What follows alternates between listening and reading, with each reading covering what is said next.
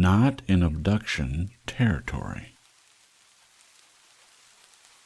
As you open the door, you're once again struck by the way Crothers dresses, and how subtly at odds it is with the rest of him. The shiny, but not quite too shiny, trousers, the cravat, the expensive watch, the slightly grubby shoes which slightly offset the entire ensemble and threatens to throw it off balance. But then that was Crothers all over.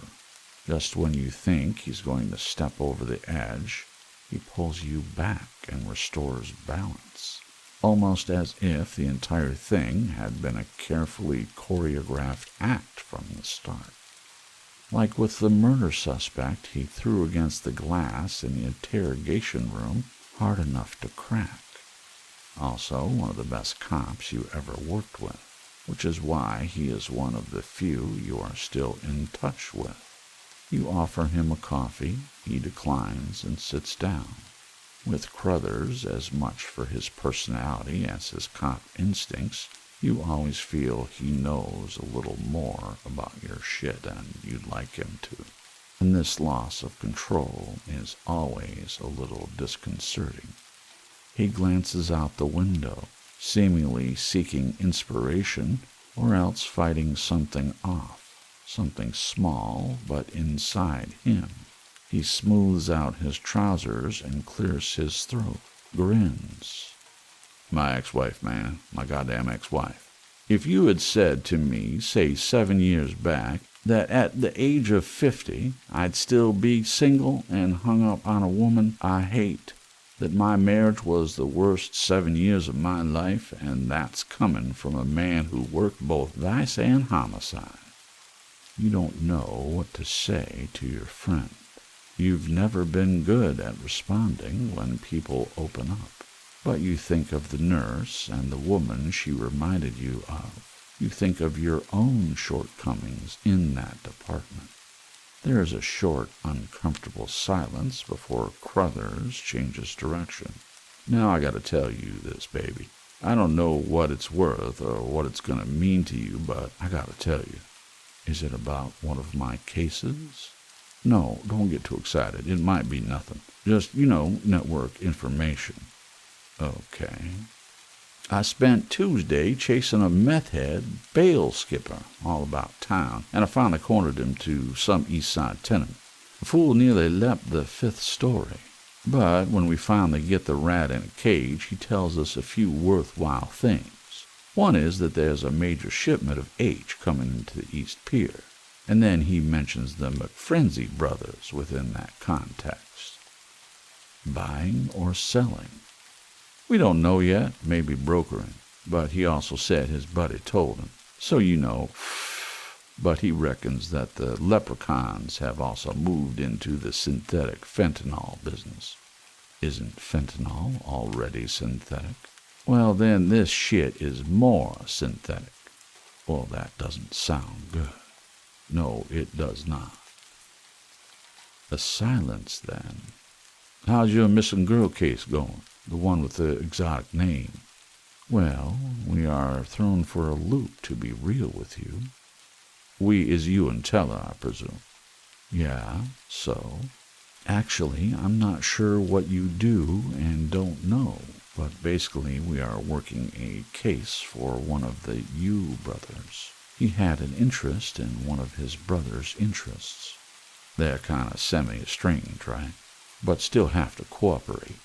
Yeah, exactly. Especially against foreign threats like the aforementioned leprechauns. So that case is okay. Not too hard, but not too interesting either. We were getting somewhere, but the missing girl case is a mystery with not many hard leads. However, we like this creep who owns a bookshop in Trenton for it. Like me and Tell have never had a hard-on of quite this intensity for the same suspect before. What's his name? Ivan Trakowski. He a Rusky? Yeah, in Extraction. There ain't nothing Slavic about him, though. More your kind of waspish pagan creep. waspish pagan, hey? Well, something along those lines. He certainly isn't scary like a Russian. You know, now I think about it, I can think of a Russian or Pole or something like that owns a bookshop or two, maybe some other business, and he was questioned by somebody for something 3-4 years back. Really? You remember anything else? Because really, anything else would help right now. Ain't gonna remember the name, if that's what you mean, and not nothing else either. You got a picture? You grab a picture from a file you keep in the bedroom and hand it to Crothers. Fuck yeah, that's the cat. Don't know why I remember him so well. He's only a little funny looking at the end of the day. But yeah, that's him. I'm not saying he murdered any girls or nothing, but that was who I was thinking of. Wait, you said more than one bookshop? Maybe half a dozen businesses, man. Like I say, without speaking to Tom, I couldn't tell you too much. Well, I could really use speaking to Tom then, because what I didn't finish telling you was that there might be a direct link between the missing girl case, this Ivan asshole, and the work we were doing for Yu Peng. Crothers furrows his brow. Really? That does not sound like typical runaway or abduction territory. Yeah, but I'd rather not say too much right now. This case has the type of momentum where it runs off on its own 2 legs, and I'm starting to feel like I'm chasing a mirage. You finish your coffee, glance out the window as if for inspiration. I could do with speaking to Tom, though, if you're willing to put us in touch. Of course, baby, consider it done. Tell her unearth anything juicy? I remember that boy had a way with an angle. He had one, but I wasn't in awe of it, and it meant one of us going to Montana, and I couldn't rightly justify the expense. What was it? Samara and her best friend's favorite band. There's a connection between them, and a piece of evidence, but all we could unearth was a flyer and a rumor that the founding members are from a small town there. Which one? The bass player and the drummer. Ah, percussion and bass, nasty combination. Crothers' beeper goes off, and he gets up like a man programmed. I gotta go, man. Development's on the meth head front, but real quick, we gotta do it. We got to. Oh, shit, man. It was a tradition when we worked homicide together, brother. But I'm getting to... Nah, it's a tradition now because we did it back then. Wasn't no tradition back then. But it is now, which is why we gotta do it. Don't worry if it's good. Shit, use an old one if you really got to. But I feel like I don't get my joke, then I'm gonna jinx myself and my whole damn day. Officer of my standing gets jinked, could take the whole city down with me.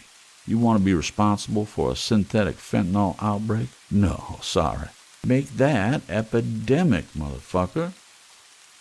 You laugh. Crothers is the only one other than Teller who can consistently make that happen. I'll go first. That fat slob of desk sergeant gave me some gold the other day. How do you circumcise a Jewish redneck? I'm all ears. Kick his sister in the jaw. Fuck. That's actually... Fuck, Crothers. Not pulling punches today. How you like them apples? Jesus. Well, I set the bar. Come raise it, baby. You hesitate because your heart is no longer in this game of crude one-upsmanship. And you struggle because you really don't have many jokes. Your life is your job, and the little bit of socializing you do with Crothers, Teller, and Scion. Teller has no end of jokes, and Scion wouldn't remember one if you tattooed it to him, which is probably for the best because he couldn't tell a joke to save his life. Okay, well, this is old, so you probably have heard it, but here goes. A pederast is taking a little girl through the woods, and she's sobbing the whole time. and she's stumbling and crying and getting understandably hysterical, and eventually the pederast, who's been the strong silent type up until now, says, "I don't know what you're crying about. I've got to go back through here alone." Judging by Crother's bellowing laughter, it turns out he had not heard it after all. A few hours later, after the sun has sunk, you find yourself propped up in your favorite bedtime reading position, the book in your hands, Bright Lights Big City. Your momentum was broken by an unnecessary notification from your smart home system, and you are now reflecting upon the last scene you read, visualizing it in your mind when something clicks out of nowhere and rocks you back in your seat. The woman, the blurred one with her back to the camera in photo 1, the one that gave you a pure hunch. She's moving about the place, and meanwhile, photo 3 shows an unoccupied terminal, which could mean that that person was the one looking at the vanished website, the pictures having been taken far too close together to be different occupiers. Also, whoever had left that screen on had either forgotten to sign out or was still in the building. She didn't lock the screen because she knew her task wouldn't take long at all. Fetching a coffee, perhaps. A shiver runs down your spine. You grab your phone and dial teller. Engaged.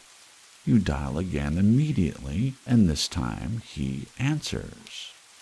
"There you go again, boss, in sync like a couple of fairies."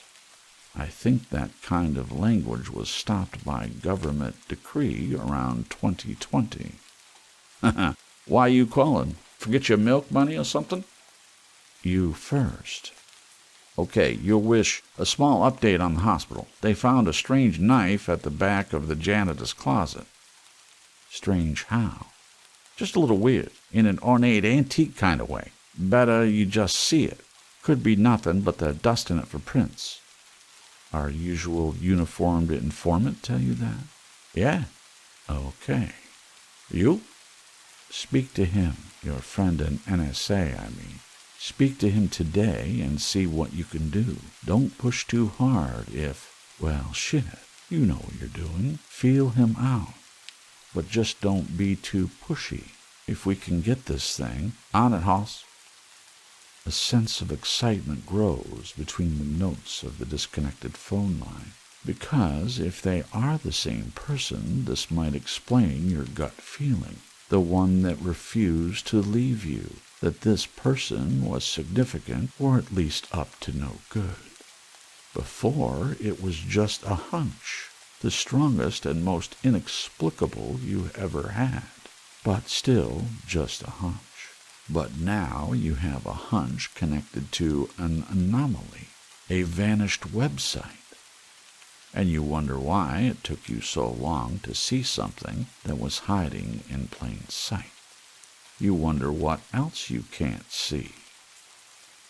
You try to return to your evening reading, but now the cult novel from the 1980s presents you with yet another reflection of now. Passage that could have been written in the 1980s or tomorrow. Another sign that Armageddon is eternal, the same old cycles of ideology and ignorance, and how time and again the species refuses to learn its lessons. As you drift off, you are unsure whether or not to take comfort from this. Does it let you off the hook? No need to worry no more or break your heart? It's hard to say, but you try to lean towards the former. As you sleep, you have a nightmare of beautiful and daunting properties. The people have finally awoken. They have tossed off the shackles of eternity. Their puppet masters are on the run, but their choices are now unparalleled, and the entire core has split in two. The darkening sky rains down fiery cars, whilst the periphery glints like a sea of glass.